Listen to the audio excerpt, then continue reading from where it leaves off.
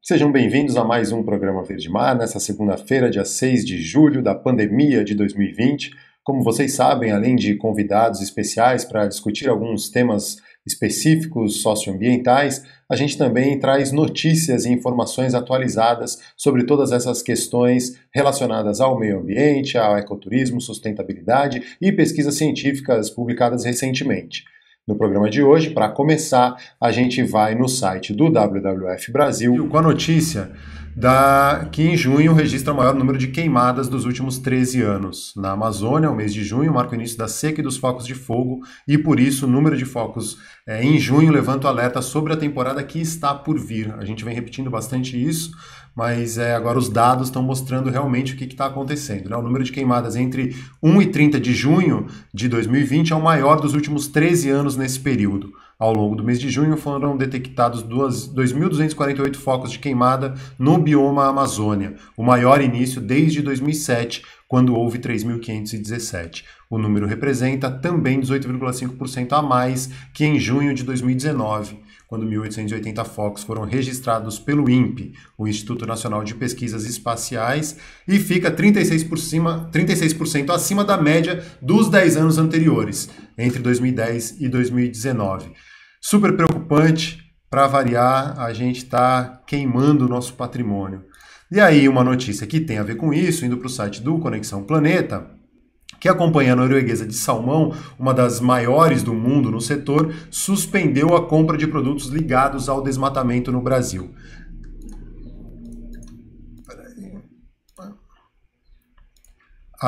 Uma das maiores produtoras globais de salmão, a norueguesa Grieg Seafood, que tem fazendas pesqueiras na Noruega, Escócia e Canadá, e em 2020 atingiu uma produção de 100 mil toneladas, anunciou que suspendeu a compra de ração para peixes da Cargill Aqua Nutrition, até que a companhia mãe, a Cargill Incorporation, reduza significativamente os riscos de desmatamento relacionado à soja no Brasil. Para quem não sabe, né, a soja produzida no Brasil, em grande parte, é feita para alimentar animais e não as pessoas, tá? Então, mais um desdobramento aí, e um desdobramento econômico agora. Então, vamos ver se assim, pelo menos, essas empresas do agronegócio conseguem segurar essa onda.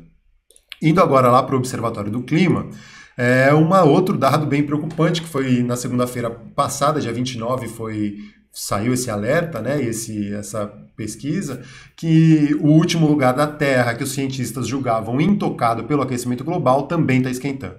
E rápido. Um grupo internacional de pesquisadores noticiou na segunda-feira, dia 29, que o Polo Sul esquentou 3 vezes mais rápido do que o resto do mundo nos últimos 30 anos. As temperaturas na estação antártica americana, localizada no Polo Sul geográfico, subiram 0,6 graus Celsius por década entre 1989 e 2018, contra 0,2 graus Celsius da média mundial. Em 2018, o polo bateu um recorde de calor com 2,4 graus Celsius acima da média histórica. 2 outros recordes seriam batidos no ano seguinte, em 2019 e 2020. Mas vamos lá, não podemos desistir. Ainda no Conexão Planeta e fazendo uma ligação também com o site do Instituto Socioambiental, a notícia aí na sexta-feira, que foi uma boa notícia, que o Ministério Público Federal fez um pedido e o Tribunal Regional Federal determinou a retirada dos garimpeiros da terra indígena Yanomami devido à pandemia. A melhor notícia da semana passada, que a situação dramática enfrentada pelo povo indígena Yanomami há anos e que tem se agravado com a pandemia do coronavírus, foi finalmente compreendida e acatada pelo Tribunal Regional Federal da Primeira Região, que no dia 3, sexta-feira, determinou a retirada imediata de garimpeiros de suas terras. E por meio dessa determinação, a União, a FUNAI, o IBAMA e o ICMBio têm que apresentar aos órgãos públicos em 5 dias um plano emergencial e o cronograma para conter o avanço da Covid-19 na terra indígena. Seguindo para o site do Instituto Socioambiental, tem um encontro que teve na sexta-feira do Dário Copenaua Yanomami, filho do Davi Copenaua, com o vice-presidente da República, o Hamilton Mourão, que prometeu combater o garimpo ilegal e promover a desintrusão da terra indígena. Foi considerado uma vitória aí também esse encontro do Dário Yanomami com o Hamilton Mourão, para levar uma mensagem, né? Ele foi levar uma mensagem do povo Yanomami exigindo a retirada imediata dos garimpeiros ilegais do território. Ele foi em nome da Utucara Associação Yanomami e denunciou também o recente assassinato de 2 Yanomamis vitimados pelos garimpeiros ilegais, conforme pontuou em nota a organização. Seguindo nas notícias, vamos para o site do Projeto Verde Mar. A gente tem lá, né, o programa que a gente fez sexta-feira com a Juliana Poncioni sobre o Julho Sem Plástico e diversas outras questões. A gente viajou aqui no papo, vale a pena acompanhar. Ela que é a diretora da Parley Brasil. E aí, para as notícias que a gente tem ali embaixo, começando pela crise climática e as enchentes no Japão. Na semana passada também, no fim da semana, várias notícias mostraram aí a tragédia que foi no Japão com a inundação, né? Desde o dia 2 de julho, fortes chuvas causaram mais de 150 mortes e muita destruição na região oeste do Japão, próximo à cidade de Hiroshima. As autoridades dizem que são as piores inundações do país em mais de 30 anos. Muitos edifícios desmoronaram e vastas áreas ficaram cobertas de detritos e lama. As equipes de resgate, né, seguem à procura de pelo menos 50 pessoas que continuam desaparecidas. Infelizmente, né, foram 150 mortes e, infelizmente, eventos como esse tendem a se tornar cada vez mais comuns devido à crise climática, ao aquecimento global e a tudo isso que a gente vem causando ao planeta. Uma das coisas que a gente vem causando ao planeta também, e tem a ver com o que a gente vai falar agora, é a pesca ilegal e a sobrepesca e a pesca de espécies ameaçadas e o desrespeito a leis. E esse fim de semana bombou aí nas redes sociais uma foto de pescadores com tubarões pescados lá na Baía de Angra dos Reis, dentro de uma estação ecológica onde é proibida a pesca, inclusive onde o senhor Capitão Corona foi multado. Vamos entender um pouco o que aconteceu e entender a importância desse ambiente por lá.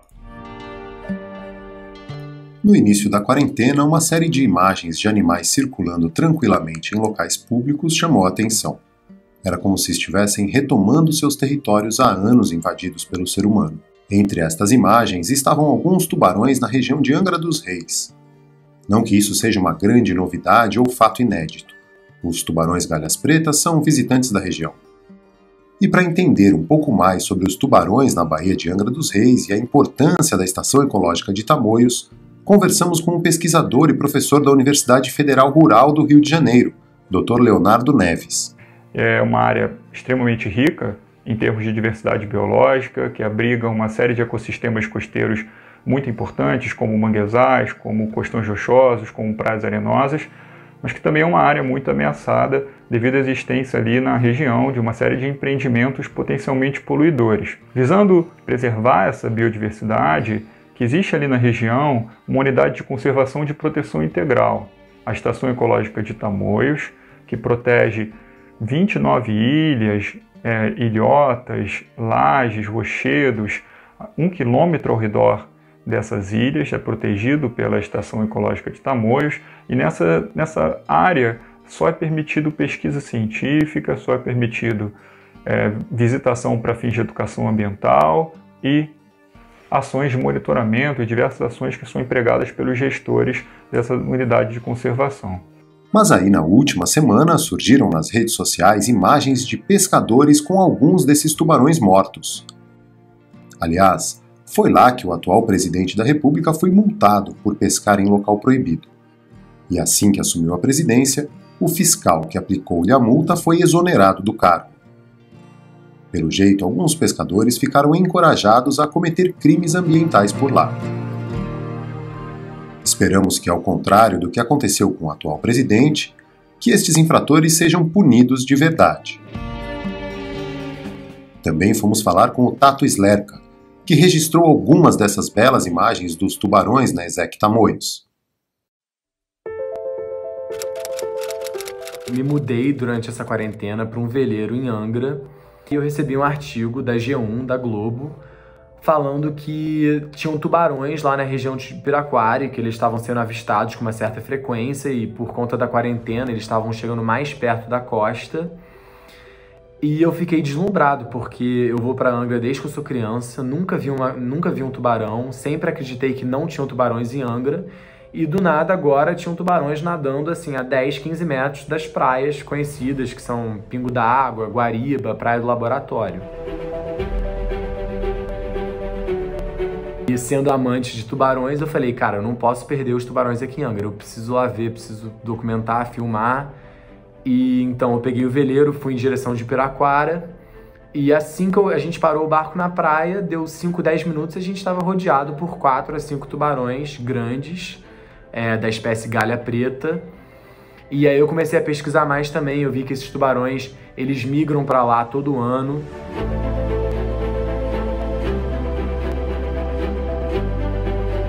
Especialmente na enseada da Piraquara de Fora, a gente consegue ver vários indivíduos de tubarões da espécie Carcharinus limbatus, né, o tubarão chamado popularmente de galha preta, que se aproximam muito da praia, muito de áreas rasas ali da enseada, num período que varia em torno de maio até agosto. Então eles se aproximam, ocorrem em grandes quantidades ali, e são facilmente visualizados, inclusive por banhistas e por pessoas que estão passando em embarcações, porque a água daquela enseada ela é muito clara, são áreas mais rasas, o que facilita muito a visualização desses tubarões. Não quer dizer que eles não ocorram em outras áreas da Bahia, tá? Mas é que ali a visualização ela é facilitada por conta das características locais permitirem muito isso.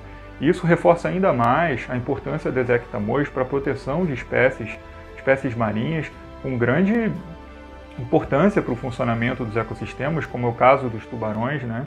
Que vocês já devem ter ouvido falar, são espécies predadoras de topo, que controlam o funcionamento das cadeias tróficas no ambiente marinho, de cima para baixo, predando espécies ali de peixes, né, que ficam em níveis inferiores ali da cadeia. E de maneira geral, os tubarões eles são muito ameaçados, inclusive, devido a uma pesca muito predatória que ocorre sobre diversas espécies. Então, unidades de conservação, como a Estação Ecológica de Tamoios, elas são muito importantes para a proteção da biodiversidade, porque dentro do território dessas unidades não é permitido nenhum uso direto dos recursos naturais.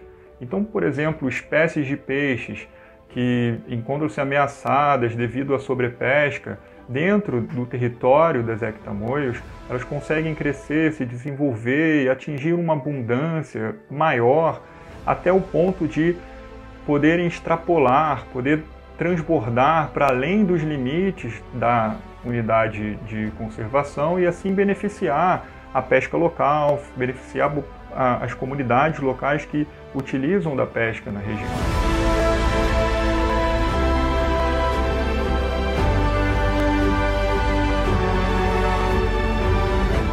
E eu espero muito que os jornais que publicaram que os tubarões estavam lá na região de Piraquara façam uma matéria mais educativa e que promova a consciência ambiental, porque assim, um artigo que eu recebi da Globo falava simplesmente que os tubarões estavam lá, mas nunca mencionou a ESEC de Tamoios, a Unidade de Conservação Federal, a importância de preservar aquele lugar, a fragilidade daquele ecossistema, a importância dos tubarões no ambiente marinho. De repente, se as matérias fossem mais educativas, os artigos explicassem melhor, olha, isso aqui é uma área preservada, não se pode pescar aqui porque tem uma fragilidade, aqui tem uma biodiversidade maior, eu acho que teriam menos ocorrências como esse incidente infeliz que aconteceu ontem.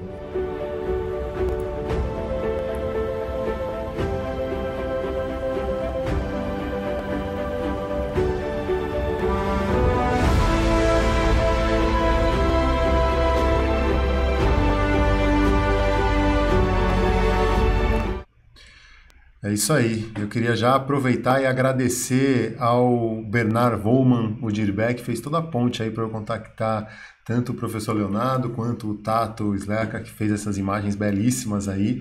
Então, já agradecendo aí pela força que deu na produção desse vídeo que eu editei agora de manhã, correndo para trazer para vocês aí essas imagens. E a gente vai conversar agora com o professor Daniel Andrade, da Unirio, que, como sempre, está aqui nas segundas-feiras.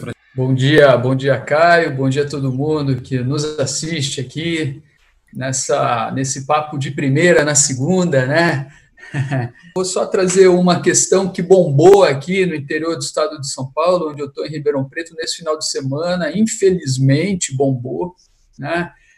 Uma coisa que eu, que não moro aqui mais, não vi há algum tempo, e me parece que não acontecia há algum tempo, e que foi muito forte no sábado, foi o retorno de uma queimada de cana, promovida pela indústria canavieira aqui, que é super forte na região, né?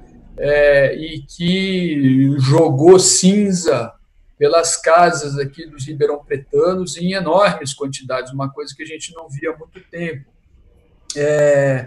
Então, isso gerou uma reação e bombou na internet, inclusive, aqui, por conta, né, desse momento muito especial que a gente tem de cuidar da saúde, principalmente cuidar do nosso sistema respiratório, né, dos pulmões e etc., e tomar cuidado não só para não pegar o vírus, mas tomar cuidado para não pegar uma doença que seja uma porta de entrada para um vírus ou que te mande para um hospital, etc.